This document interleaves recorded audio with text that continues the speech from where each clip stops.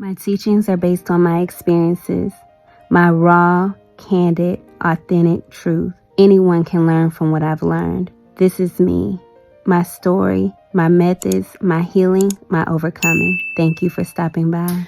So I want to talk about why hate is easier than love. Why is it easier to say something negative? Why is it easier to put somebody down? Why is it easier to judge somebody than to uplift them or encourage them?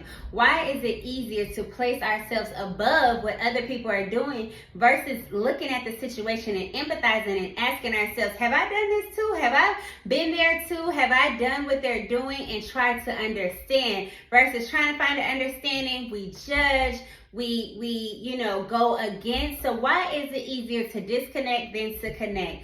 And that goes back to when I talked about human nature. Paul says, for we all have sinned and fallen short of the glory of God. And why is that? Because we're born into the world of sin. And so what is sin? Sin is when we work opposite of what works for us. When you work with what works against you, you work against yourself, right? And that's all that sin is, whether it be desires. You might desire something that's not for you, that's working against you. You might partake in certain things. You might have certain addictions.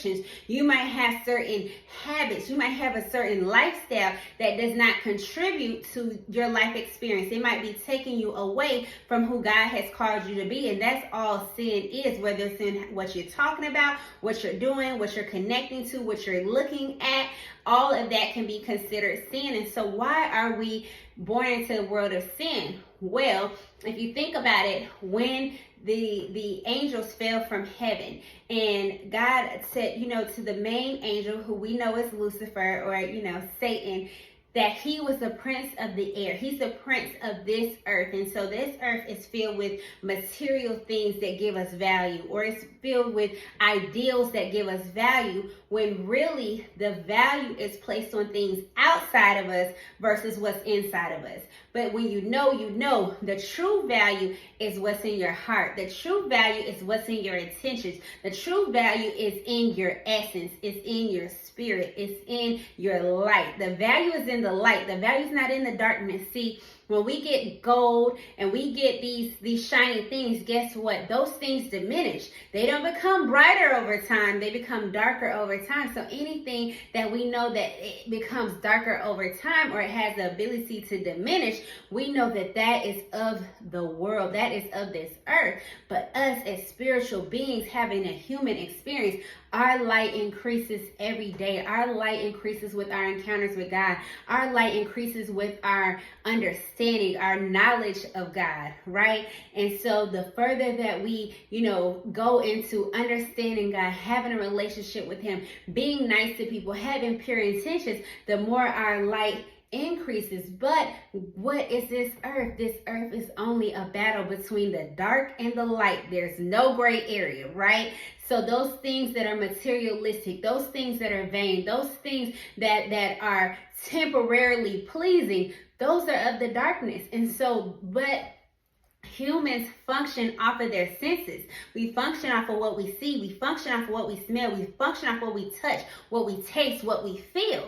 And so we are instantly satisfied by those things that diminish. We are instantly satisfied by those things that are temporarily pleasing. And so we go off the lust or the desires or the wants of the flesh, which are based on the carnal things. It's based on our senses.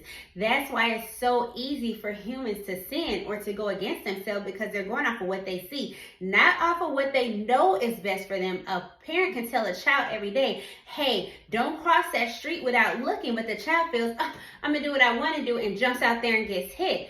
When you go off what you know, you make your decisions based on wisdom. You make your decisions based off of what is going to be best for you as a person, what is going to have the best outcome. But when you're sinning, you're looking for instant gratification. You're looking for that instant, I'm getting what I want out of this situation. I'm getting what I feel like I should have. And so because human nature is to be self-preserving and self-pleasing first. And what do I mean by self-preserving? What can I do to protect myself? What can I do to get ahead? What can I do to be better, look better, present myself as better, stronger, right? And so a lot of times people lie to appear better. A lot of times people steal to appear better. A lot of times people kill to look better. A lot of times people steal to look better. People will do so many things to protect their ego, to protect their image. And so that is human nature. So when sin is a natural thing, guess what? Sin and hate are equivalent. To hate somebody or to dislike or to add darkness, hate, see, everything has an energy to it. Love is the biggest, brightest energy there is.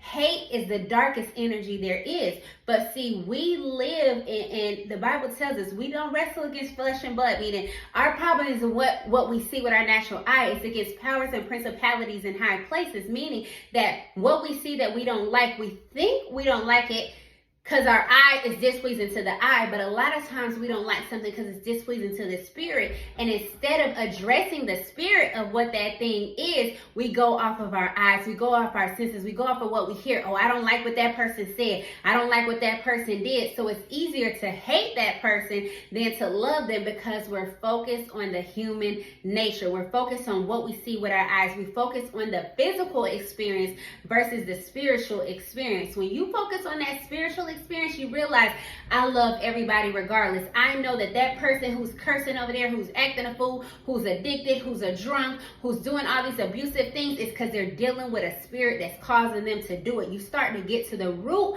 of why people are doing what they're doing, or having that empathy, or having that same compassion, or that same favor and mercy that God has extended to us. Imagine if God said, okay, as soon as you do something I don't like, I don't fool with you. I hate you. I could say something negative about you. You're cast down. We all would be gone. There would be no hope. There would be no light anywhere. The darkness would win. But see, God set out that the darkness will not win. God set out that the light will win. And so what is that light? That light is love. But because we are in a space, in a sphere, which is this world that is governed by how we feel, it's governed by what we are shown, it's governed by how we are taught to think, how we are taught to feel, then it's easy to get caught up in, oh, I'm not going to show any love to this situation. I'm not even going to try to love this. I'm not even going to try to give this a chance, because our minds have been conditioned to think like that. And a lot of why I do what I do, or how I teach what I teach, is to help us recondition what we're thinking. Think about what we're thinking about. Rethink what we're thinking about, because guess what? Love is the answer to heal everything. There would be no poverty if there were love. There would be no war if there were love. There would be no murder if there were love. There would be no jail if there were love. There would be no abuse if there were love. There would be no murder. None of the things that we see that we say, oh my God, there was a mass shooting. This happened. People can't afford to feed their kids. Okay, people are selling drugs. People are on drugs. All of that comes from a lack of love. The drug dealer don't have enough love for his community not to ruin it with his product. A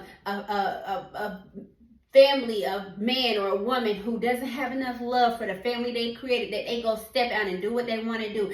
A lot of times people don't have enough love for themselves to have self-control. Self-love is also very important. And so hate is so easy because love is the cure.